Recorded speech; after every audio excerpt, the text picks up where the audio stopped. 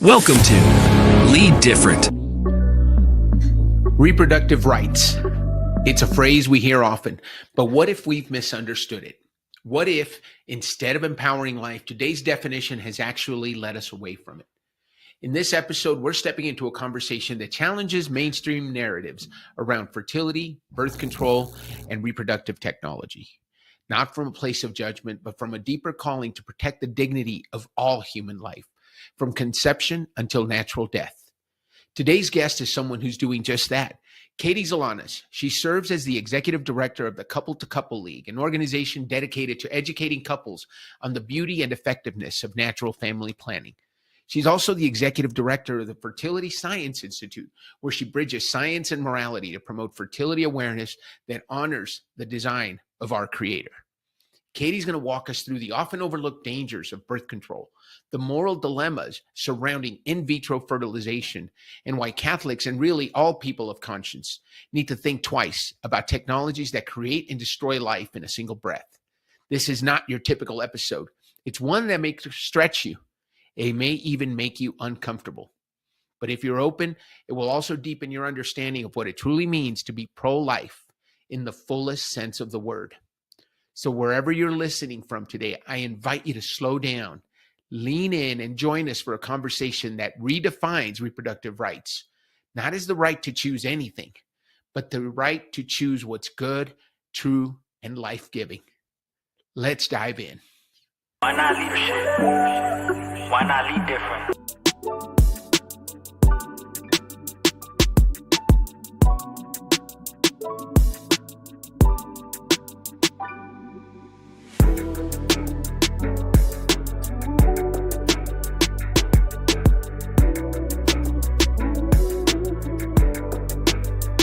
Welcome to Lead Different, the podcast that redefines leadership and challenges the status quo.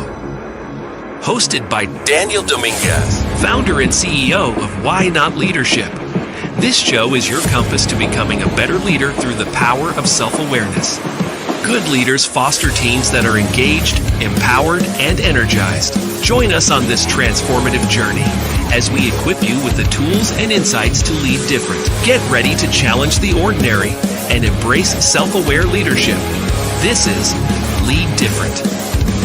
Subscribe now. Discover a new era of leadership. Lead different, because great leaders change the world.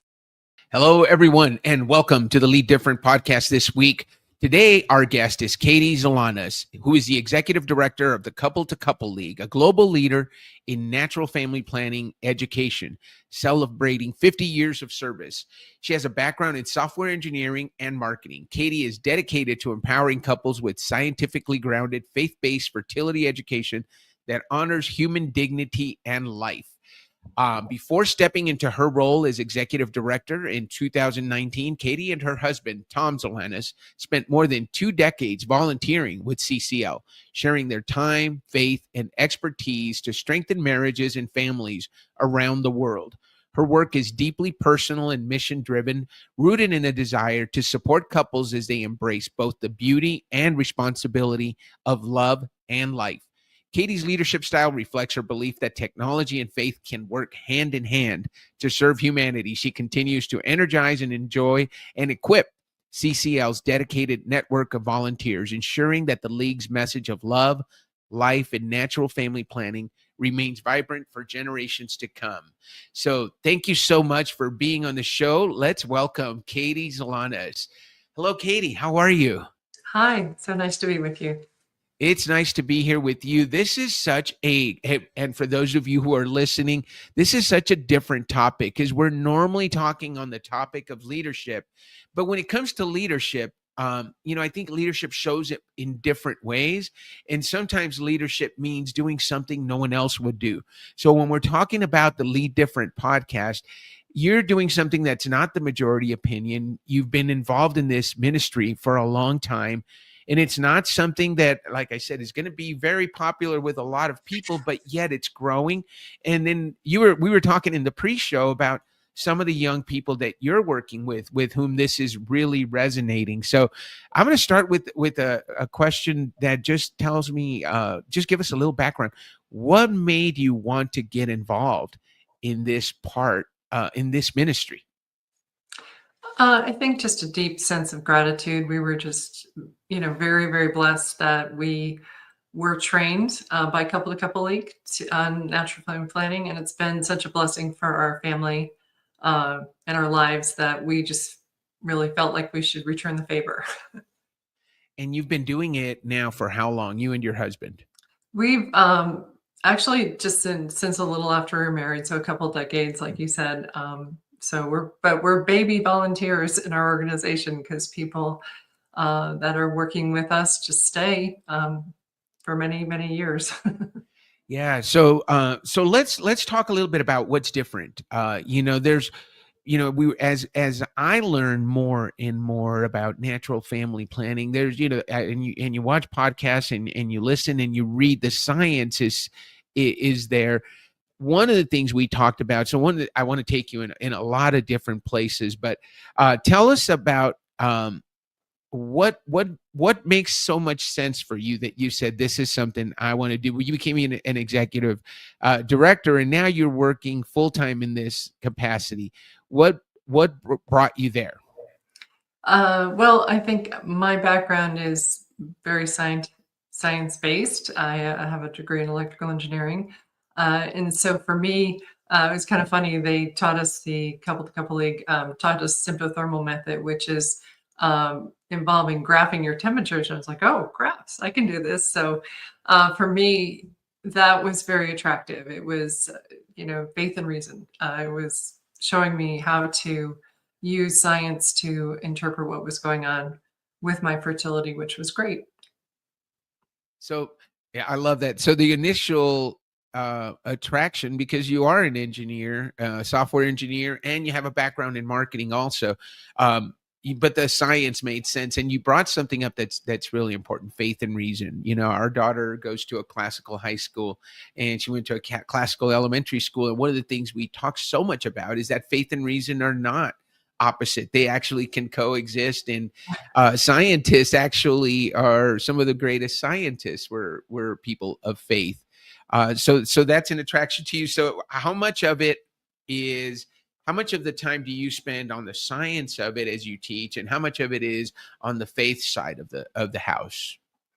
I'm guessing, if you're talking about our classes in Yeah. specific, we spend about, I think, probably, I think a third of the time on theology, because you have to know, as you would say, the reason why you're doing this.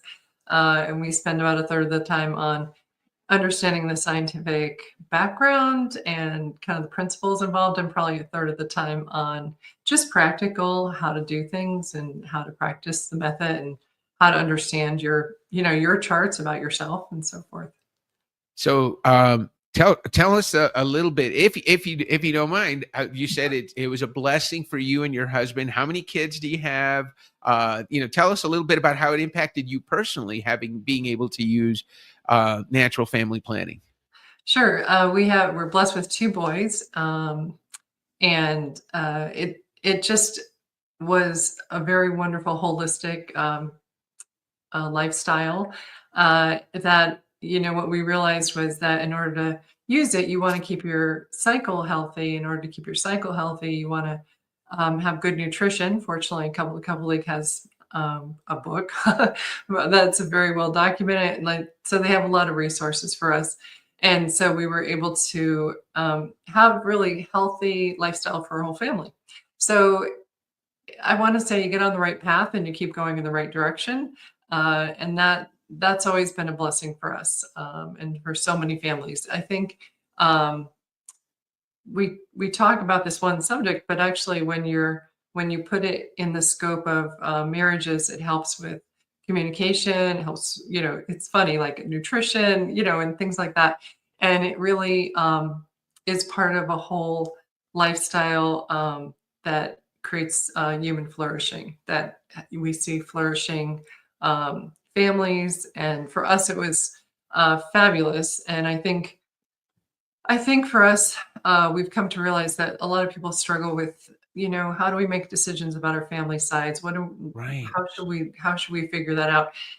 But the great blessing of natural family planning is that you are acknowledging our Lord as the creator of the universe, and you're committing yourself to the great gift of being co-creator with him. And so it brings great peace. So you don't have to feel like it's all on you all the time and you have to make all these decisions by yourself. You do the best you can with faith and reason to look and see what's going on in your life, but it gives you a great sense of peace in your family. So these are all the very beautiful things that have been part of our life, and that we're just determined to share that gift with other people.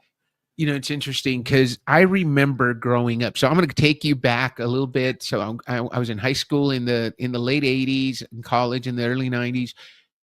It seemed like that I remember this being a trend. Parents of girls were told, "Oh, your daughter's having painful periods," and so the solution was to put her on the pill. But I remember how that backfired, because it almost, I wasn't blessed like my wife to go to a Catholic school. So I was at a public school where things were a little bit more loose, and now girls were protected, and they felt it was almost like a green light to become sexually active, and all the issues that come with that. So there's a couple of things that I definitely want to talk about.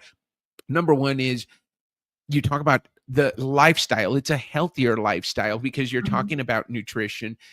You talk about letting your body naturally have its cycles, and there's fertile periods and infertile periods and that stuff. Tell us what are some of the common myths that people have been led to believe, and how do you overcome those so that people can be healthy? So what would you say to a parent who comes to you and says, "Hey, I'm thinking of putting my 15-year-old on the pill because she's having painful menstrual cramps," or whatever the issues are? You probably are more familiar with them. And how do you overcome that through some natural methods? Well, there's a lot there. So I would say, if someone came to me, I would share that we have great resources. We have a great class for mother-daughter and young adult. This gives us an opportunity to give a little more fulsome and give some resources for what you were talking about with the scientific background. So we're not just saying something, but we're actually giving you really good training. So we do have those things available. We actually have a book about nutrition that's called Shorter, Later, Pain-Free Periods, that we provide for young ladies so that they have an option for handling those cycle issues. In general, doctors will tell you, who are informed on reproductive care, is that the pill is really in general a band-aid. It's a medicine looking for a problem that doesn't exist. We're interfering with the natural function when we're giving birth control pills. So that's dangerous, I think. There's been lots of terrible side effects that have been prescribed to it. And so that's a cause for concern. And every parent, every woman, every couple should be concerned about those issues. As far as young ladies, looking for better information, we're very happy to say we have Fertility Science Institute, which has a directory of great medical professionals that you can find somebody in your area. We partner with Fem Health and My Catholic Doctor, and that's such a blessing, because you can actually talk to people that have knowledge and are able to help you, and not just saying, "Oh, have acne, just take the pill." And it's really is a real and present danger, more so now than it has been actually in the past, I would say. One of the things that we're concerned about is the apps. Unfortunately, right now, the apps, a lot of them are secular based. We have one that's Catholic, so Peak Day app is fabulous, and it integrates with all the devices, so it's very up to date. But one of the things those apps do is some of them have off ramps to Planned Parenthood, to abortion pills, and all sorts of things that I don't think that maybe moms and dads are aware that young women are just signing up for these, and it sounds really not that big of a deal. I'm just going to do a period tracking app and this will be great. And, then you end up in this situation where you have all these influences that are very personal because they're on your phone, and it's very private. And I'm not sure people are aware that, that's kind of something that we should be really aware of and take action to stand against. Yeah. So a lot there. So thank you. You mentioned, as you went through, I know the traditional comments that we get from people, right? If you're using natural family planning and you're a Catholic, you're going to show up with 9 kids in a Sprinter van. And I love that you are actually an example of a smaller family, 2 boys, and not not that there's anything wrong with that. I think the difference is being open to life, right? And Right. being, and it's not a bad thing if a third or a fourth bonus child comes into the picture. I love that aspect of it. I think it's important to be open to life for people who are of faith and want to be in line with the teachings of the church. I think it makes a lot of sense in order to as we said, being open to life always, but it's also healthier.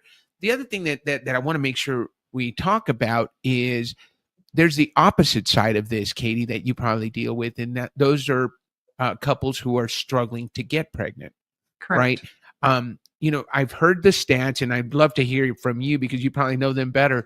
That natural family planning actually has a much better conception or attempt to conception rate than does what most people hear about, and that is using artificial insemination methods. So can you talk a little bit about that and what the science is behind it for those that want to hear what the science is behind being natural and doing it using tracking methods in terms of conception versus in vitro fertilization and that type of thing? Sure. It's a fascinating topic. And like you're saying, what we're finding is there's been a documented 50% decrease in male fertility over the past few decades. That's alarming. More and more couples, are experiencing trouble with fertility. That's close to our heart, and that we'd love, to give help. And we're happy to say using charting is the first step toward restorative reproductive health. Restorative reproductive health costs less. It's safer for yourself and the future baby, and it's also more effective than IVF. So we are happy and proud to be part of the movement to, try to restore and give women access to their health in the best way possible and with hopefully the best outcome possible. But it's amazing just by simple charting how many people, how much of a help that is to getting pregnant. And of course, we're very concerned. I think I just read the other day that the number of children that were killed with IVF is now exceeds the number that have been killed through abortion. So that's very alarming, and that's nothing small to consider when you're looking at all these questions. Yeah, because so that's a fundamental belief that as Catholics we have, that life begins at conception, right? So fertilized egg is a baby.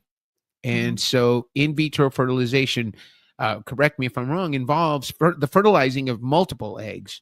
Correct. And then the destruction of the extras, right? Unfortunately, or they're frozen, which again is questionable then. Right. So then you've got a conceived person in limbo, Yes. right? Technically. Yeah. So that's when you say that the number of babies destroyed through in vitro has now surpassed the number of babies that have been destroyed through abortion. And again, that leads to these are people who want to have babies, because when people, I've heard this argument, and again, talk about a great topic for leading different. I appreciate that you're diving into this with me, Katie, because I want to talk about it because it's important. these are people who want to have babies. And so when politicians or policies are made that want to limit in vitro fertilization, the people creating those policies are seen as, oh, you monsters, you don't want to allow people who want to bring babies into the world to have babies. I think what we're saying, and what the people that are bringing those policies are saying, is there's a way for you to do that without doing this method. And what are the benefits of it? Why do that when you can do this? What's the biggest thing that's keeping people from saying, hey, I'm going to try natural family planning? There's a detox period, I think, that has to happen if a person has been on the pill, right, before they can get into a regular cycle, so they can monitor and be fertile. Can you talk a little bit about that? What are some of those major benefits of not doing it that way versus doing it with the natural family planning method? Sure. And this is something for that should be researched. I encourage people to research it, but basically, and it makes sense just without research, just to know that, taking good care of your body, promoting its healthy functioning is definitely always going to win out and be, the way you should do it. It's cheaper. It's much, as you're saying, much healthier for all the individual and the future child. And so adding artificial hormones can be very tricky, is what I want to say. And so there's nothing, I'm not saying that I'm categorically against medical intervention. That's incorrect. That's wrong. But creating life artificially, it just isn't as simple or as good as working with our own system to make that happen. And so, the benefits are, it's going to be healthier, it's going to be less costly, it's going to have less long-term health effects for you and potentially for any child created. So those are all things that you want to consider. In addition to, as you point out, the moral aspects of creating multiple eternal souls that are there. And I think at the end of the day, when we're talking about this topic, your leadership talks about the reason why. And I think that becomes really central when I talk to groups of people about this. And it comes down to, a realization, countercultural, different than what we're saying, but sex leads to babies. Like when you're having sex, it leads to babies, and you need to acknowledge that. We have a great OBGYN on our board, and he tells us that, statistically, and he's they're very scientific in our board, but says that of the 100% of the women that get pregnant, 50% of them are not planning on getting pregnant.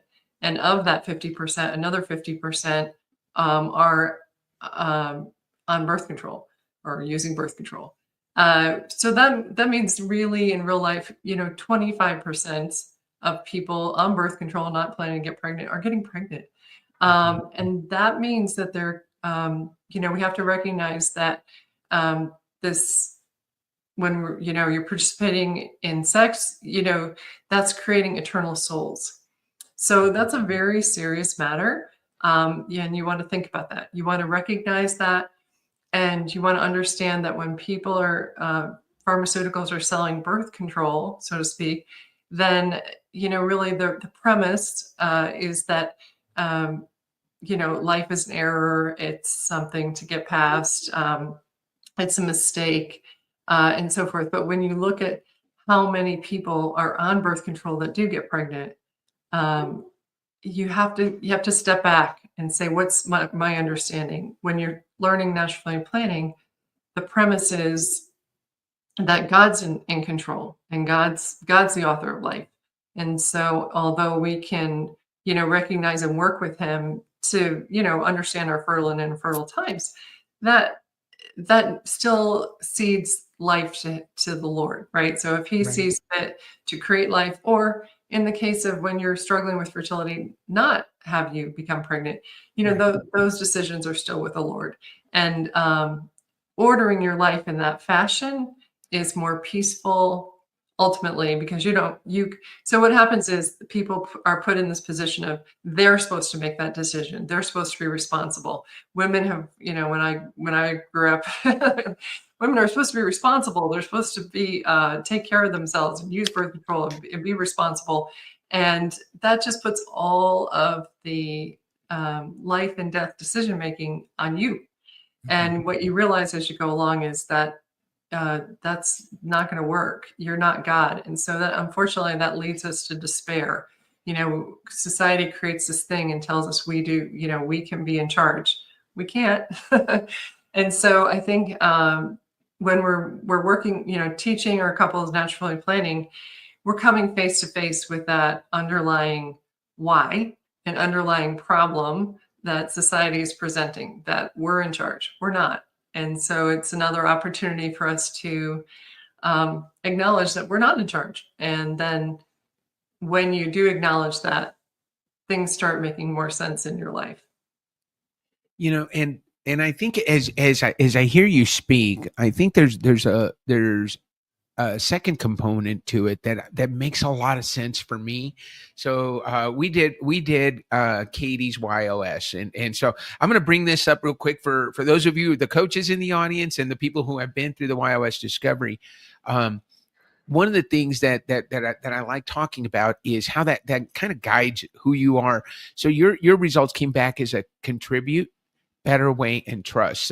So what we know about somebody like Katie is she's someone who wants to make a difference. And if you're hearing her tone, I mean, this is someone who really is involved in something that's really built, excuse me, to make a positive impact in the lives of others.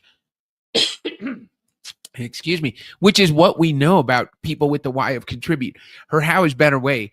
So again, once again, as I hear her speak, she's telling us about a better way to, number one, organize and plan your family, but also a better way to live in faith and in order. That's also natural. It's not just whether you're a Christian and a Catholic, it's whether or not you believe in the way we were naturally designed, right? So there's that natural argument, and your what is trust. So I also know, even as we talked in the pre-show, Katie, it's important for you to give us good information and to look at both sides. And that's something that you're very, very good to bring up, because when we get into this conversation, it can be very easy to be seen as judgmental and not understanding that there are other positions, and there are people that have been educated inaccurately over the years for a long time, and they may not have the information that you and I have. And so that's the purpose of this episode. I really want to share this good information that's out there, opposite of what the mainstream media or what the national media or what is popular culture will tell us. Yes, go, if it feels good, do it. I think you brought up a really good point. When you engage in sex, you're engaging in a procreative act, and the natural consequence, and it's not even a consequence, the natural occurrence that happens from a procreative act is procreation.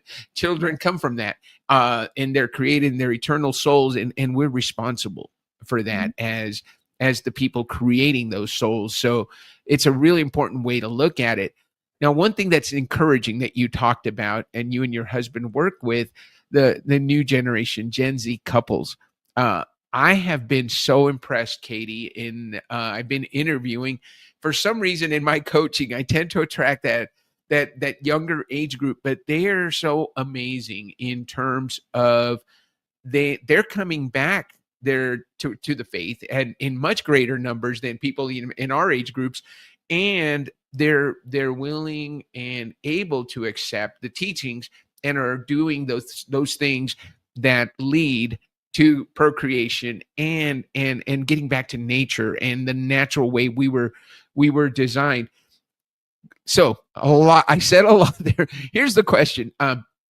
For someone who is not a person of faith, but that wants to do what's right for themselves, what are some of the arguments just for the natural reasons for doing this? Like you said earlier, we're naturally designed to do this. and this is the best way for those people who are saying, hey, you know what, I'm not a Catholic, but I actually want to take better care of my body. I want my husband and I to do what's natural, and we want to have a healthy family. Talk a little bit about that. Sure. This has been a cornerstone of our life. It's been really wonderful. We have a great book for Totally Cycles Nutrition, which is was green. We were all green before green was popular. We have Save Freddy the Frog is one of our fun campaigns that we do because unfortunately it's a play on the study in Boulder, Colorado, where they found that the estrogens and the progesterones that were being are in the sewer water from all the birth control pills, where the poor little frogs were having trouble having any sort of development of their sexual organs. So they would have no gender. And it's terrible. So it really makes you stop and think about the environmental impact that birth control is having. And it makes you wonder if anybody's caring, are they monitoring, or they're not filtering it, and so forth. So these are important topics that affect the next generation, our lives, our health. So that's a kind of a macro argument. The micro argument would be in our daily lives, just being able to look at, it's amazing. You can look at our charts and you can find healthy patterns for our charts, which is healthy for our whole life, right? So it's a fifth sign of health, fifth vital sign, I guess is what they call it, when you have a healthy chart. Unfortunately, what we're finding is with the Make America Healthy Again theme, talking about how overprocessed foods and additives are creating problems, we are actually witnessing that in women's charts. They actually aren't as healthy as they used to be. We do have nutritional exercises nutrition and exercise, I guess, to help with that, which is great. But I think we've been taken aback a little bit by witnessing how poor diet can really has even more effect than it used to in the past. So there's a lot there.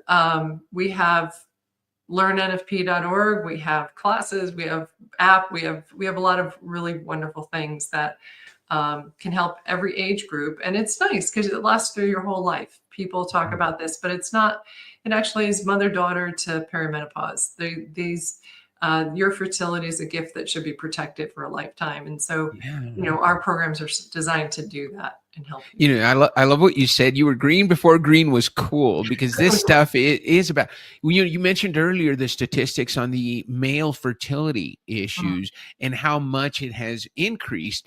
A lot of that can be attributed to the birth control in the water, right? And it's not only infecting amphibians that live, little frogs that live in those spaces, but I think we're ingesting that. There's there's a lot of those chemicals that are coming back and are being we're drinking it, we're eating more processed foods. What are some of the reasons that you've seen for the decreased fertility in males?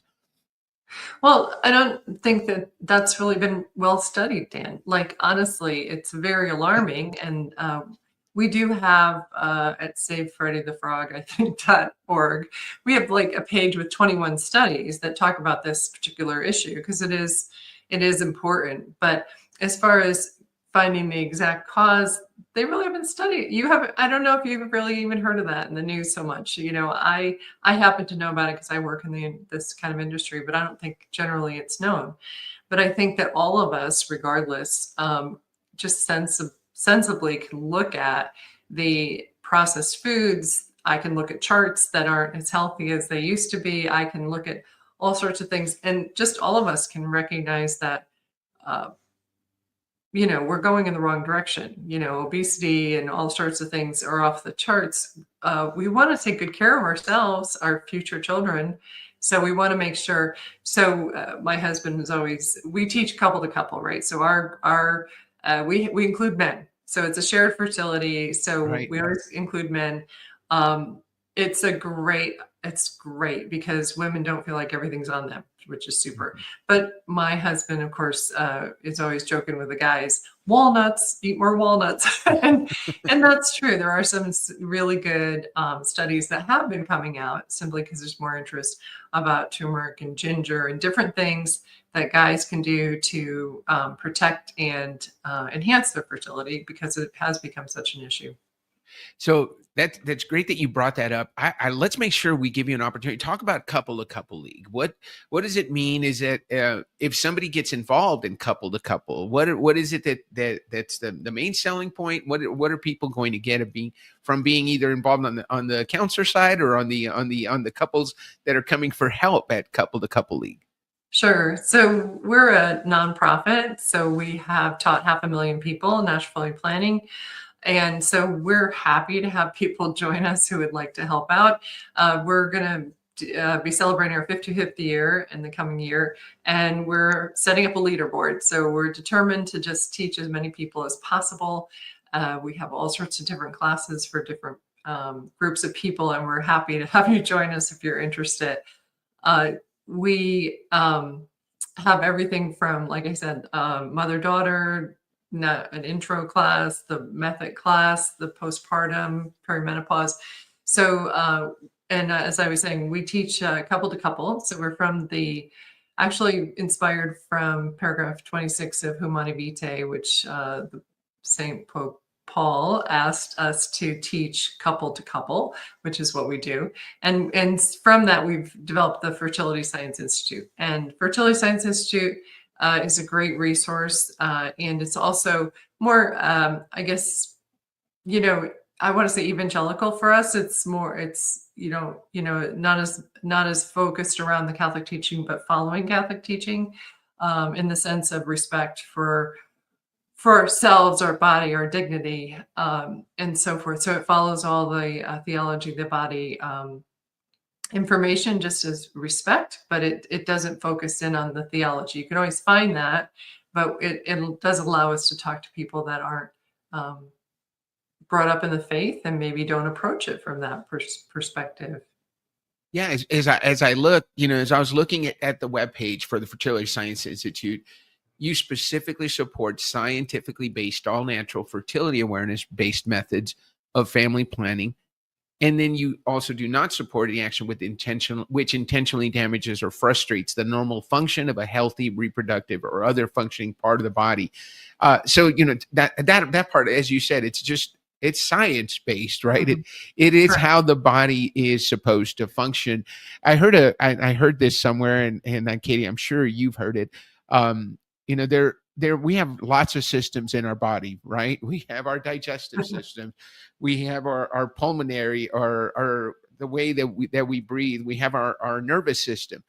The reproductive system is the only one that we have that does not work without another person, right? all of our internal systems work individually, and they're made to keep us alive.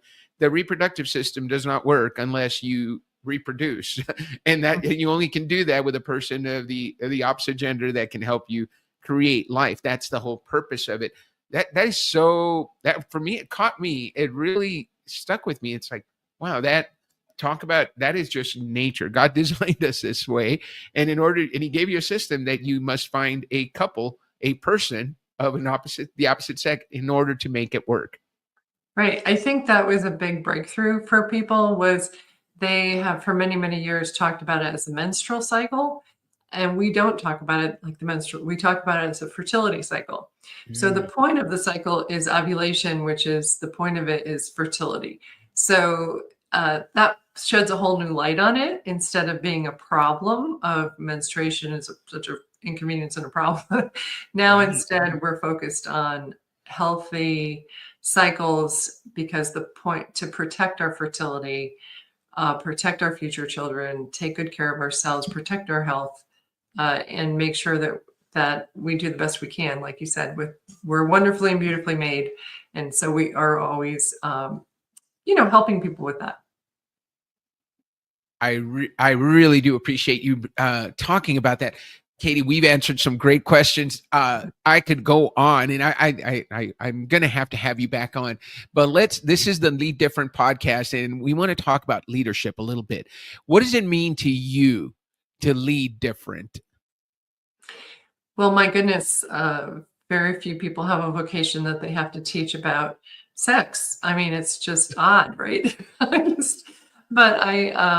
Yeah, so it's kind of, I always have a laugh about that. You start off, studying engineering, and you're, climbing the corporate ladder, and you're doing these things. And then here I am. But it's been great. This is a field that is supported with technology, which is wonderful. Right. And so very happy to use my skills to make sure that people have the access to the very best of technology And information. So we will make sure and put in the show notes a link to the Fertility Science Institute for the Couple to Couple League. The other question we always ask every guest is, what is your biggest why not moment? A time in your life when you said why not to something and you're so glad you did. Oh, I think probably taking over as executive director here was probably a big why not moment. I had been on the board, and this opportunity came up, and I thought, why not? Let's see what I can do. Fabulous. We like to say at the end of our life, we don't regret the things we did. We regret the things we didn't do. So you said, why not? You're doing it. You're doing a fabulous job. You're a great representative of the cause and of your organization. And so like I said, I'm glad we got to hear some of the science and some of what you guys teach. And please, if you're interested, please click on the links. Katie, what's the best way to get a hold of you if somebody wanted to have you on a podcast or learn more, or even, I don't know if you do speaking and that kind of thing? What's the best way to get a hold of Katie? Sure. We have media pages on our website, Couple to Couple and Fertility Science Institute. So that would probably be the fastest way. It has all our information on it, and the contact form, or just call our office. Fantastic. So we'll make sure and do that. Katie, as you've taken over, as you're now an executive director and a leader in your company, what's a way that you lead? And let's talk about leadership here, that you lead differently today than you maybe did 5 years ago. What's different about you? Oh, I think for me, it's been a privilege to work with people that are also mission driven. That's a little different than other, secular jobs I've held. We actually our stand-up meeting every day we work remotely. We do have an office where people work locally, but we also work remotely, and we work with people all over the world. And our stand-up is the Angelus at noon, and we pray for each other. So we say who needs what, everyone's expected to be there, it's accountability, and so forth. So it's really been an honor to work with people and to watch that grow, and that ability to care for each other, even long distance. It's been a great blessing for us. We are very number driven, so we all have dashboards that we do, and we review with each other once a month with our leadership. So that's been a big help too. Yeah. Tell us. Yeah, no, and I love that you do the Angelus. My office is at the Newman Center at the University of New Mexico. So we do the Angelus in the morning as a family, and before we leave for school, before everybody goes in different directions. But at noon, we get to do that here. We have discerners who are living in the Newman Center, so we get a chance to do that with them, and then do it as a family in the evening. So we do the 6-12-6. But I love that you do that as part of your business, and that's fantastic. That is definitely different, and but it fits the cause that you support, right? Right. What about a moment? Let's talk one more leadership question. A moment where you felt your leadership was tested and it changed you. What's been that moment for you? I think for me, probably, I think COVID was one. Mm-hmm. I think another one has been personnel issues. Personnel issues in a Catholic nonprofit is challenging. And I think that I've learned that you just really, you have to pray, but you have to be truthful with people. And I've learned that, people have their own plan for their life, and you have to be open to be part of that.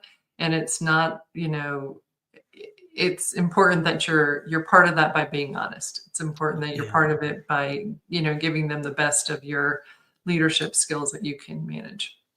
Yeah, no, that is such a good lesson. I learned that leading teams at sales teams, sometimes people are better off not staying with us in our organization. Sometimes that is the best thing for both of us. And I can't tell you how many times, and I'm sure you've seen it, that person that you had a very tough conversation with is thriving somewhere else, and they needed to go, or they started their own business and they're doing fantastic. And so I think it goes back to what you said earlier, understanding that it's God's plan.